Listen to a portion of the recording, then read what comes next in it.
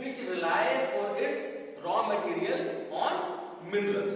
Minerals such as iron, copper, manganese, these things are called as minerals. जो भी चीजें हमें अर्थ से मिलती हैं, ठीक है, उनको हम क्या बोलते हैं?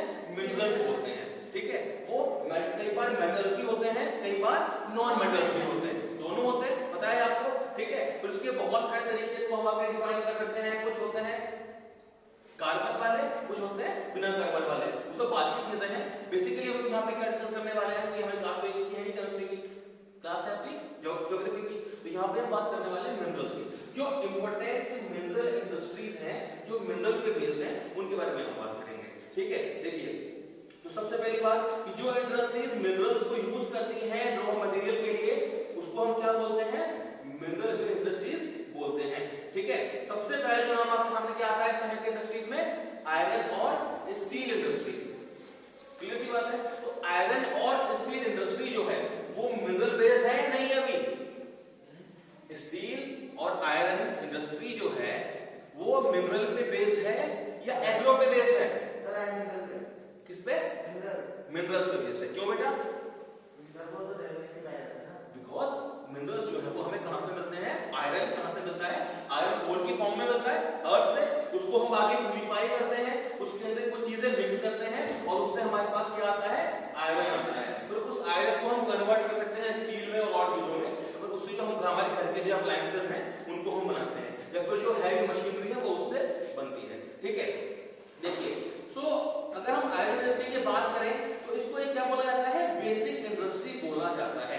अगर आपसे क्वेश्चन पूछा जाए एग्जाम में, क्वेश्चन आते हैं नंबर में कि which industry is known as basic industry, तो इसका आंसर क्या है बेटा? Iron industry. क्यों बेटा? कोई बताएगा? एनीवन?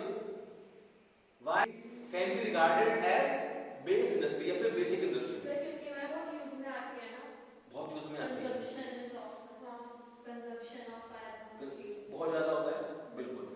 एक चीज और इसके बीच में बेटा बेसिक रीजन है, वो क्या है? बेसिक रीजन ये है कि आयरन और स्टील इंडस्ट्री जो है बाकी इंडस्ट्रीज के लिए जो मशीनरी है वो प्रोवाइड कराती है। आप चाहे कपड़े बनाएं, आप चाहे चीनी बनाएं, आप कुछ भी बनाएं, आपको क्या चाहिए होगा? मशीन चाहिए होंगी, और मशीन कैसे बनती है? आयरन से बनती है। मेजॉरिटी ऑफ द केसेस में जो मशीनरी होती है वो हैवी होती है, और वो उनको बनाए रखने के लिए लंबे समय तक हमें क्या चाहिए होता है? आयरन चाहिए होता है। क्लियर? इसलिए आयरन को क्या बोला जाता है? बेसिक इंडस्ट्री बोला जाता है। बाकी इंडस्ट्री का जो फिनिश प्रोडक्ट है वो शायद डायरेक्ट कस्टमर यूज करता है, बट आयरन इंडस्ट्री एक ऐसी इंडस्ट्री है जिसका फिनिश प्रोडक्ट जो है वो बाकी इंडस्ट्री खरीदती है। समझ में आ रहा है ना? आपके पास जो डायरेक्ट आयरन तो घर पे नहीं आता। कभी आप लोग गए कि चलो आज 1 किलो आयरन लेके आते हैं, खरीदे? नहीं होता ना ऐसा। हमारे पास आयरन की बनी हुई चीजें आती हैं। हमने कोई एक आइटम खरीदा, हमने कार खरीदी, वो आयरन से बनी हुई तो है, बट वो कार जहां पे बनी है वहां पे आयरन की मैन्युफैक्चरिंग नहीं हुई थी, आयरन के ओर से निकाला गया था। उस कंपनी ने आयरन कंपनी से आयरन खरीदा, उसके बाद कार बनाई और तब आपने वो कार खरीदी। समझ आ रहा है बेटा? इसलिए इसको क्या बोलते हैं? Basic industry. और इसको कई बार एक और बोलते हैं फीडर इंडस्ट्री। क्या बोलते हैं? फीडर, जो और इंडस्ट्री को फीड करती है। क्या फीड करती है? आयरन, जो बेसिक उनका रॉ मटेरियल है। क्लियर? समझ में आया सबको? जो ये इंडस्ट्रीज हैं, चाहे वो दूसरी जो इंडस्ट्रीज हैं, वो हैवी हो, मीडियम हो या लाइट हो, ये सारी इंडस्ट्री कहीं ना कहीं अपनी मशीनरी के लिए किस पर डिपेंड करती हैं? आयरन इंडस्ट्री के ऊपर डिपेंड करती हैं, ठीक है। आगे बेटा, कि जो स्टील है इसको भी बनाने के लिए जैसे कि अलग अलग इंजीनियरिंग गुड्स हैं जिससे बनाए जाते हैं, कंस्ट्रक्शन मटेरियल से बनाए जाते हैं, ठीक है, डिफेंस मटेरियल से बनाया जाता है। इसके अलावा हम बात करें मेडिकल इक्विपमेंट्स बनाए जाते हैं, ठीक है, टेलीफोनिक इक्विपमेंट जैसे कि आप देख होंगे टावर लगे हुए हैं जगह जगह शहरों के अंदर, मोबाइल टावर किससे बने हुए हैं? आयरन से बने हैं ना। आयरन नहीं होगा तो उनको बनाना पॉसिबल नहीं है, बिकॉज दूसरी जो मेटल्स हैं वो या तो बहुत ज्यादा एक्सपेंसिव है या उतनी ज्यादा हार्ड नहीं है ना। फॉर एग्जांपल एल्यूमिनियम है, अगर हम एल्यूमिनियम का टावर बनाते हैं तो शायद कॉस्ट वाइज तो हमारा खर्चा कम हो सकता है, बट वो क्या उतना ड्यूरेबल होगा? नहीं होगा ना। रीजन भी बिकॉज एल्यूमिनियम आयरन के मुकाबले सॉफ्ट होता है। क्लियर? समझ में आ रहा है बेटा? ठीक है। दूसरी तरफ साइंटिफिक इक्विपमेंट इससे बनते हैं, और वैरायटी ऑफ कंज्यूमर गुड्स जो भी हम अपने घर में यूज करते हैं। आपकी जो टेबल्स है बेटा, इसमें कहीं आयरन यूज हो रखे हैं, हमारे आप बिल्डिंग में देखिए कितने का आयरन यूज हो रखा है, ठीक है। रोड पे आप चल के आए हैं, कोई स्कूटी से, कोई बाइक से, कोई कार से, कोई रिक्शा से, सब चीजों में आयरन का यूज हुआ है, ठीक है। इसलिए आयरन को हमारी लाइफ की सबसे बेसिक नीड्स में से एक क्या है, आयरन, ठीक है। चलिए आगे बेटा कि इसका जो प्रोडक्शन और जो कंजम्पशन है स्टील का या फिर आयरन का हम बात करें तो ये एक कंट्री के डेवलपमेंट को डिनोट करता है।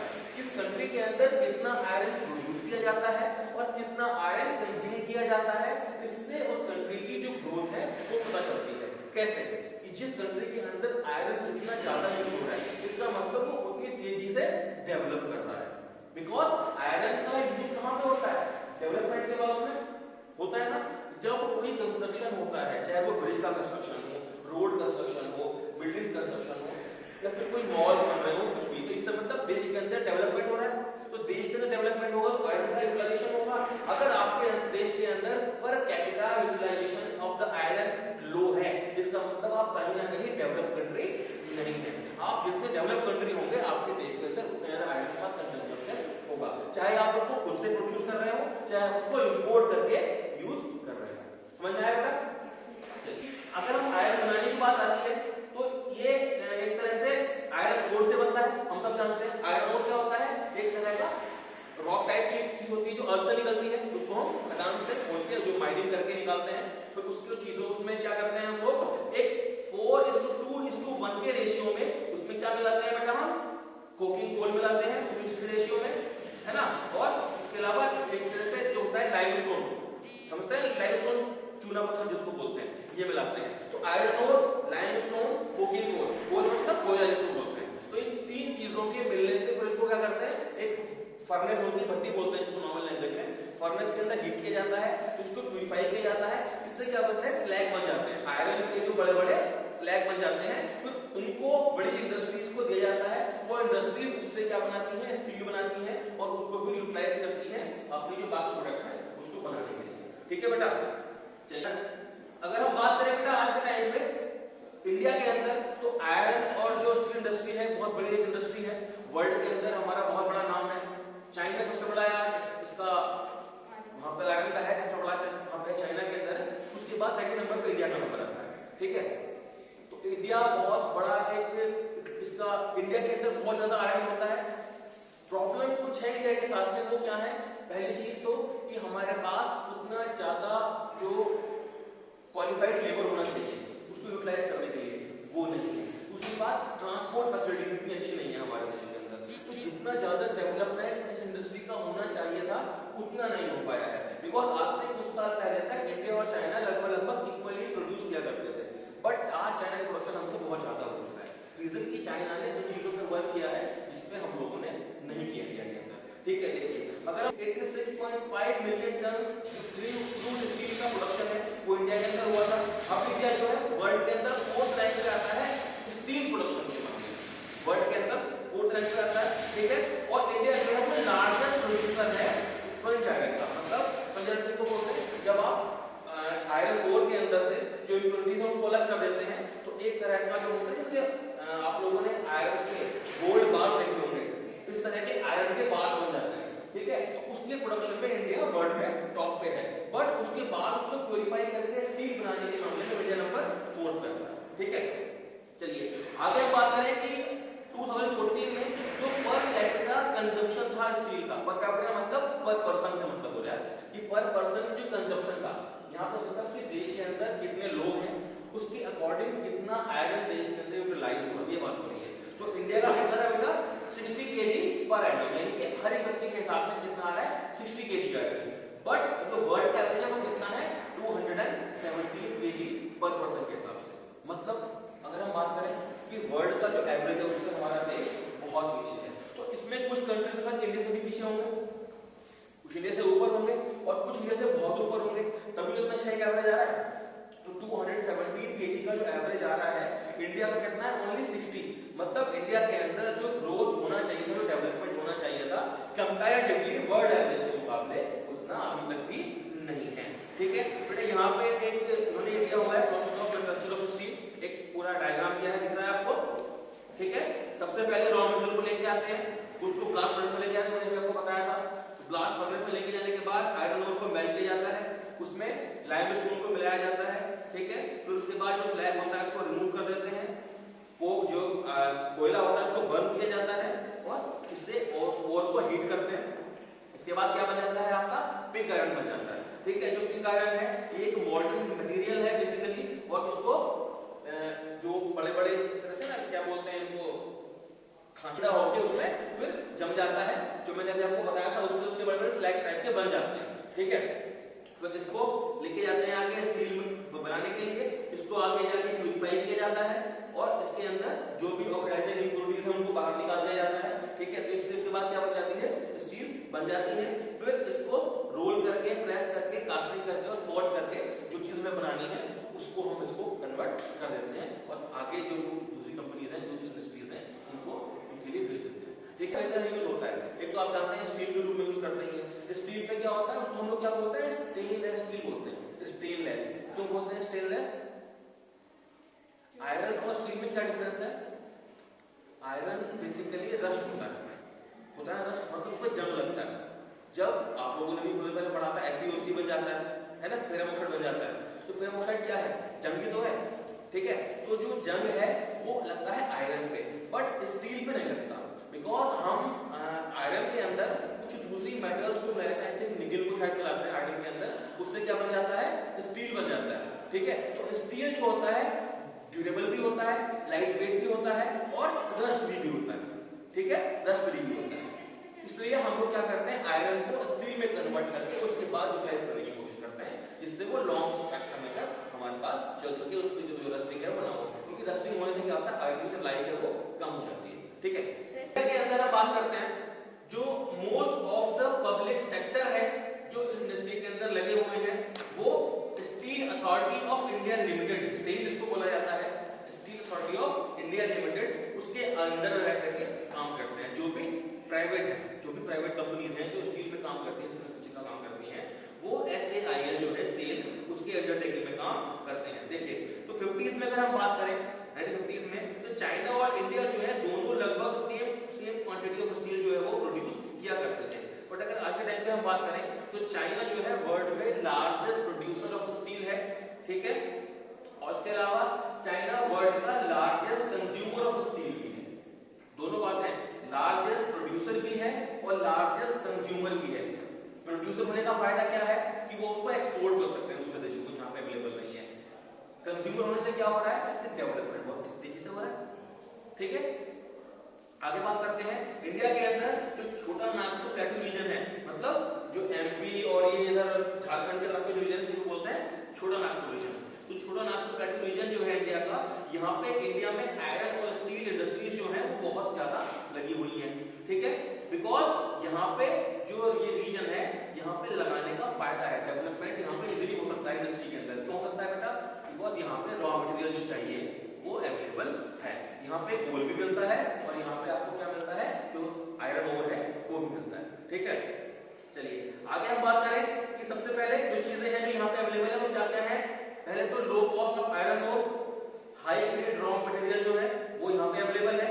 पता है ना आपको, आयरन ओर जो होता है वो कई अलग अलग क्वालिटीज का होता है, अच्छा खराब इस तरह से, उसके अंदर कितनी क्वांटिटी होती है उस पर डिपेंड करती है। ठीक है, आगे चीप लेबर में यहाँ पे अवेलेबल है, तो इंडिया के तरह जगह अवेलेबल चीप लेबर तो बताइए आपको। ठीक है, आगे कि जो यहाँ पे होम मार्केट है आसपास वो भी इजीली अवेलेबल है।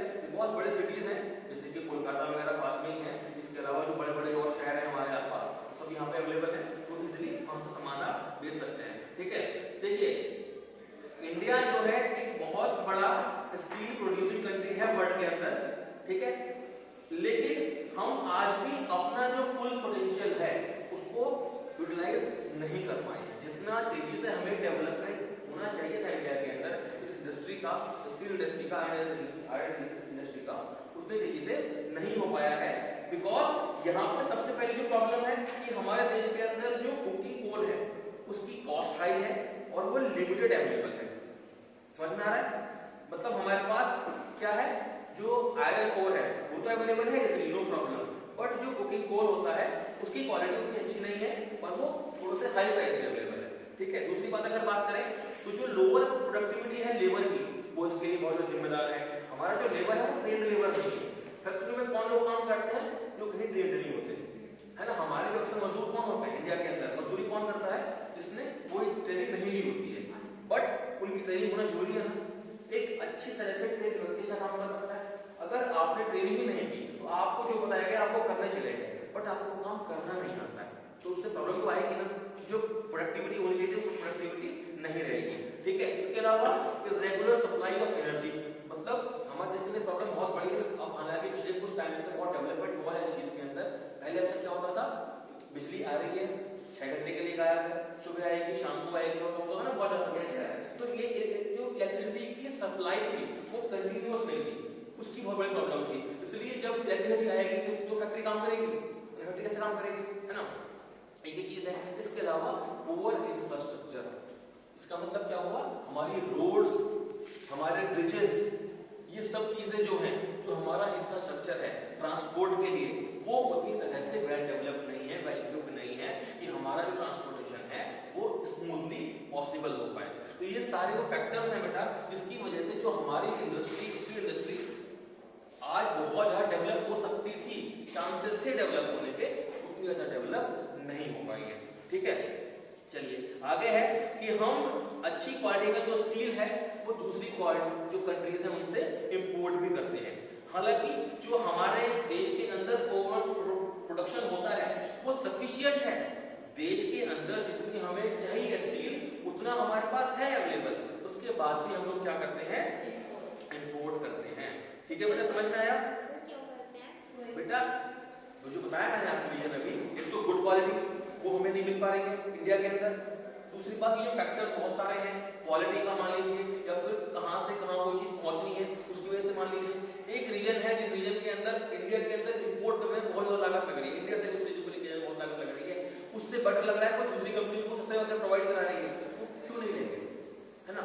बहुत से फैक्टर होते हैं बेटा किसी चीज के पीछे, तो हमारे पास वो चीजें अवेलेबल तो है बट उस क्वालिटी की नहीं है जो हमें चाहिए, तो हम क्या करेंगे, इंपोर्ट करेंगे। जैसे हमने पहले पढ़ा था किसके बारे में, कॉटन के बारे में पढ़ा था, हमारे पास बहुत है लेकिन अच्छी क्वालिटी नहीं है, वो प्रॉब्लम आती है। ठीक है, चलिए जैसे फैब्रिक के केस में है कि